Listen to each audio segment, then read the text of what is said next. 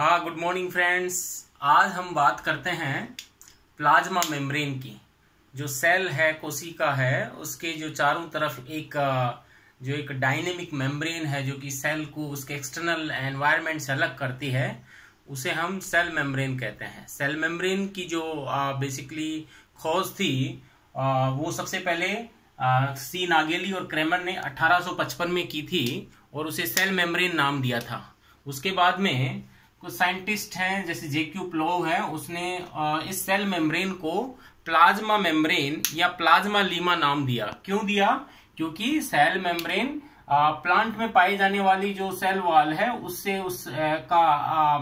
उससे कंफ्यूज नहीं हो, इसलिए उसका जो सही नाम है वो प्लाज्मा लीमा या प्लाज्मा मेम्ब्रेन कहा। क्योंकि बहुत ही फ्लूइड प्रकार की होती है, तरल प्रकार की होती है और इसकी डायनेमिक नेचर होती है, इसकी जो पोजीशन है बदलती रहती है।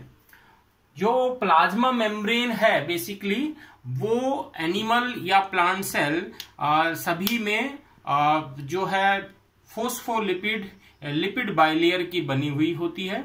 साइंटिस्ट ने इसकी स्टडी के लिए सबसे पहले जैसे सी अर्चिन का एग है, अंडा है, वो लिया। उसके बाद में जो मेमल्स की हिस्टियोसाइट्स हैं यानी जो लीवर सेल्स हैं, मसल सेल्स हैं, उनसे स्टडी किया। लेकिन जो रियल में वास्तविक जो स्टडी हुई थी वो स्टडी आरबीसी की जो मेम्ब्रेन होती है, क्योंकि आरबीसी में और कोई सेल ऑर्गेनल्स नहीं होते, तो इसकी मेम्ब्रेन को परफेक्ट स्टडी के लिए यूज किया गया प्लाज्मा मेम्ब्रेन के लिए। और इस आरबीसी को हाइपोटोनिक सॉल्यूशन में डालने के बाद में जब जो लिक्विड है उसके अंदर गया और सेल ब्रस्ट हो जाती है तो प्लाज्मा मेम्ब्रेन बाहर की तरफ दिखने लग जाती है, या कह सकते हैं कि प्लाज्मा मेम्ब्रेन एक्सपोज हो जाती है। और उसको फिर उसके बाद में फ्रीज फ्रैक्चर जो एक टेक्निक होती है जिसमें प्लाज्मा मेम्ब्रेन को लिक्विड नाइट्रोजन में रख करके और उसके बाद में उसको उसको एक्सपोज करते हैं हैवी मेटल्स के द्वारा, और उसके बाद में इलेक्ट्रॉन माइक्रोस्कोपी की सहायता से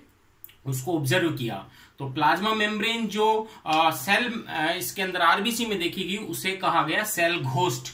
तो सेल घोस्ट जो है जो कि मृत आरबीसी होती हैं उससे जो प्लाज्मा मेम्ब्रेन का स्टडी किया गया और उसके आधार पे अलग अलग साइंटिस्ट ने 3 बेसिकली मॉडल दिए जो कि प्लाज्मा मेम्ब्रेन के स्ट्रक्चर के बारे में बताते हैं। यहाँ पे मुख्य रूप से 3 है, लेकिन मैं 4 बताना चाहूंगा। जो शुरुआत में गॉर्टर ग्रेंडल ने 1926 में दिया कि जो प्लाज्मा मेम्ब्रेन होती है वो लिपिड बाइलेयर की बनी होती है। किसकी बनी होती है? लिपिड बाइलेयर जो है वो उसकी बनी होती है। ये गॉर्टर ग्रेंडल ने कहा क्योंकि उन्होंने प्लाज्मा मेम्ब्रेन जो आरबीसी है उसको स्टडी किया और देखा कि लिपिड की मात्रा डबल थी। क्योंकि एक ही सिंगल मेम्ब्रेन थी तो डबल प्लाज्म इसकी जो लिपिड की डबल अमाउंट कैसे आई, इस आधार पे उन्होंने एक्सपेरिमेंट करके सिद्ध किया कि जो मेम्ब्रेन होती है, झिल्ली होती है, वो लिपिड की 2 परतों की बनी होती है। उसके बाद में एक और साइंटिस्ट थे डैनियल डेवसन। इन दोनों साइंटिस्ट ने कहा कि लिपिड की बाइलेयर तो होती है लेकिन उसके साथ साथ प्रोटीन की 2 लेयर और होती हैं, यानी लिपिड की 2 परतों के ऊपर और नीचे की तरफ बेसिकली ये प्रोटीन की आवरण पाया जाता है। ये दिया गया डैनियल डेवसन ने। इसी को और फिर यूनिफॉर्म रूप में एक और साइंटिस्ट थे रॉबर्टसन।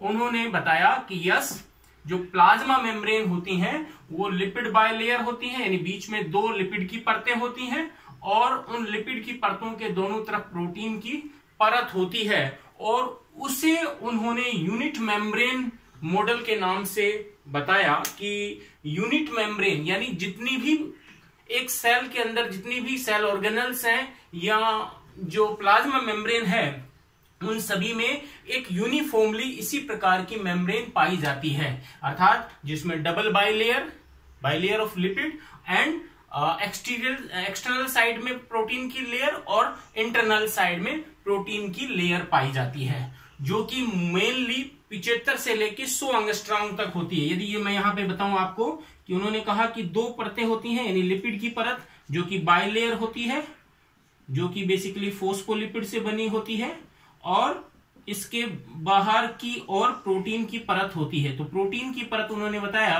कि लगभग 15 से 20 एंगस्ट्रॉम होती है, जो बाहरी और अंदर की प्रोटीन की लेयर, और बीच की जो ये फोस्फोलिपिड बाइलेयर है, ये बाइलेयर जो है 35 एंगस्ट्रॉम यानी 3.5 नैनोमीटर जिसको हम कह सकते हैं वो होती है। तो ये टोटल लगभग 75 एंगस्ट्रॉम मोटी एक प्लाज्मा मेम्ब्रेन जो कि आरबीसी में है वो पाई जाती है। तो ये 75 से 100 एंगस्ट्रॉम तक देखी जाती है अलग अलग जीवों में, ये उन्होंने बताया। इसके बाद में एक जो अभी सर्वमान्य मॉडल है वो दिया था सिंगर और निकोलसन ने, ये दिया 1972 में, जिसको कहते हैं fluid mosaic model.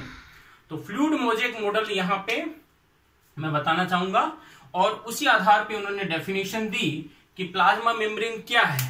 Plasma membrane एक डायनेमिक मेम्ब्रेन है, यानी जो कि साइटोप्लाज्म को बाहरी एनवायरनमेंट से अलग करती है, और जिसके अलावा ये जो प्लाज्मा मेम्ब्रेन है ये सेलेक्टिव परमिएबिलिटी यानी चयनात्मक पारगम्यता, और जो सेल के जो सिग्नल्स है बाहरी उनको ग्रहण करती है, सेल्स को आपस में पहचान देती है, सेल्स रिकॉग्निशन करती है, सेल एडिशन में हेल्प करती है, एक सेल के दूसरे सेल से जुड़ने में हेल्प करती है, और कम्युनिकेशन यानी संचार में हेल्प करने वाली जो स्ट्रक्चर है उसको हम प्लाज्मा मेम्ब्रेन कहते हैं।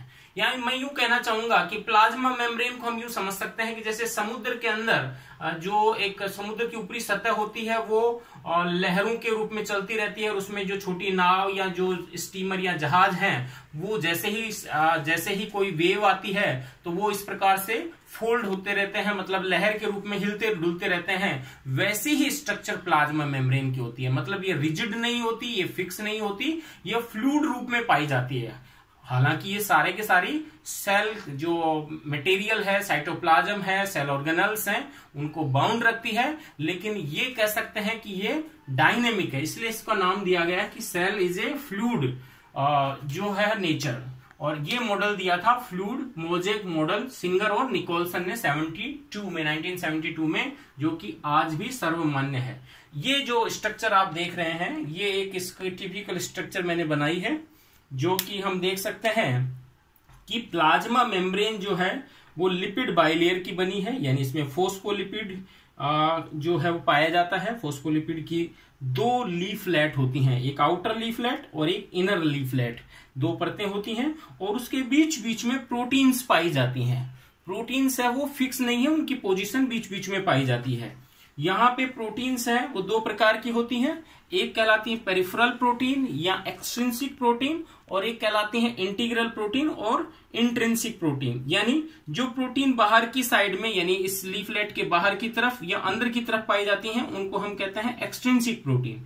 जो अंदर की ओर धसी हुई होती हैं उनको बोलते हैं हम इंटीग्रल या इंट्रिंसिक प्रोटीन। जैसे ये इंट्रिंसिक है, ये इंटीग्रल प्रोटीन है। ये इंटीग्रल भी क्या होती हैं, 2 प्रकार की होती हैं, एक ट्रांस मेम्ब्रेन प्रोटीन और एक सिस प्रोटीन। सिस यानी जो केवल एक भाग में पाई जाती हैं, जैसे केवल ये बाहरी लीफलेट में है, ये आंतरिक लीफलेट में पाई जाने वाली प्रोटीन है। और इसी प्रकार से ये जो प्रोटीन है ये पूरी की पूरी प्लाज्मा मेम्ब्रेन में बाहरी लीफलेट और आंतरिक लीफलेट दोनों में पाई जाती है।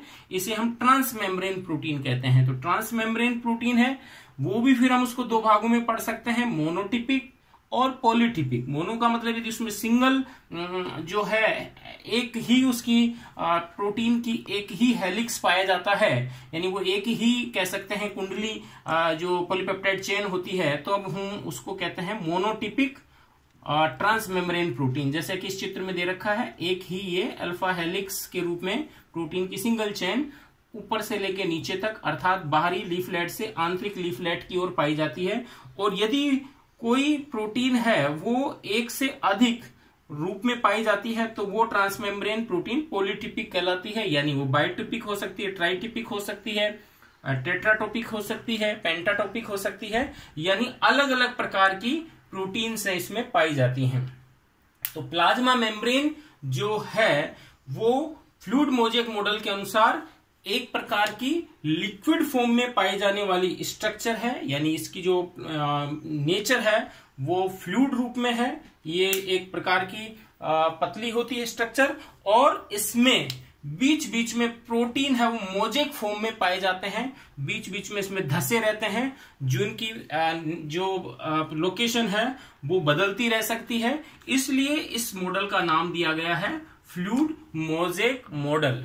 और फ्लूइड मोजेक मॉडल जो है आज सर्वमान्य है, यूनिवर्सल मॉडल है, एक्सेप्टेड है सभी के द्वारा। और ये मॉडल ये बताता है कि जो प्लाज्मा मेम्ब्रेन है वो बेसिकली फ्लूइड नेचर की होती है, जो कि डायनेमिक नेचर की होती है। उसमें लिपिड फोस्फोलिपिड पाए जाते हैं, उसमें स्फिंगोलिपिड पाए जाते हैं, उसमें कोलेस्ट्रॉल पाया जाता है और डिफरेंट टाइप की प्रोटीन्स पाई जाती हैं, जो कि मेम्ब्रेन की क्या कह सकते हैं कि इसकी इंटीग्रिटी को मेंटेन करती हैं। क्योंकि लिपिड बाइलेयर होने के कारण मेम्ब्रेन जो है वो हाईली परमिएबल नहीं होती है। इस मेम्ब्रेन में जो लिपिड है वो लिपिड इसको अपरमिएबल बनाता है, क्योंकि इस लिपिड मेम्ब्रेन में हम देख सकते हैं कि इसके दो भाग होते हैं, एक होता है हाइड्रोफिलिक और एक होता है हाइड्रोफोबिक भाग। हाइड्रोफोबिक में फैटी एसिड की टेल होती है, यानी फैटी एसिड की चेन होती है, यानी ये भाग जल से दूर जाता है, इसलिए इसका नाम हो गया हाइड्रोफोबिक।